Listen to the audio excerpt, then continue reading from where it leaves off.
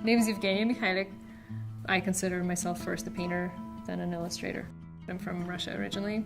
I am a graduate student at Cal State Long Beach in the illustration program. Graduate school is, for a lot of people, kind of like a haven where they can make their own work. It's a way to get away from the commercial part of the world, the art world, and just make your own work and figure out where you are, what you want to do with your own art. A lot of my work up to this point has been about personal narratives and stories about me, like my upbringing and the experience that I've had. We did a lot of moving around as a family. I've lived in probably close to 15 different places, and we're still moving.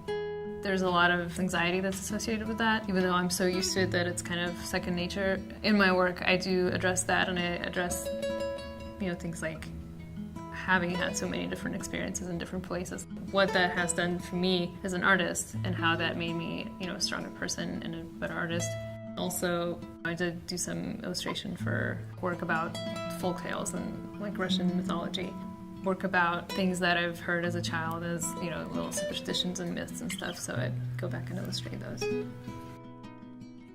Substituting an animal for a person kind of gives me a lot of flexibility in what I'm trying to say, because I don't necessarily have to pay attention to things that you would normally have if it was a human being, like, gender and race and what they're wearing, what their color of the hair is and all that stuff.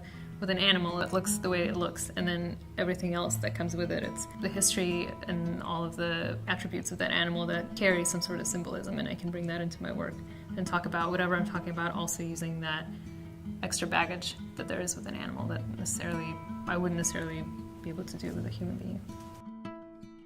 I'm definitely connected to my work when I'm making work. I think about the experiences that I've had. I've had pieces where it was so personal that I kind of had to step away from it for a little bit and see it as an outsider to be able to move forward with it.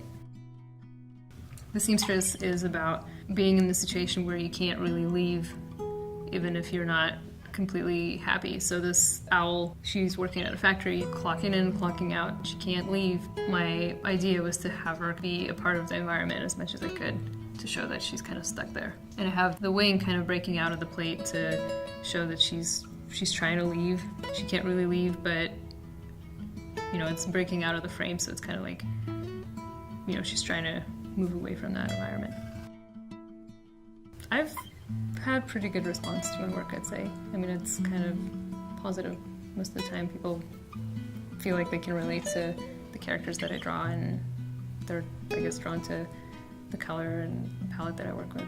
It's definitely a great feeling to have somebody say that, oh, your work is wonderful and it speaks to me, and that's why I make work, That's why I make art. I want people to have a response to it and have some kind of reaction to my work. So.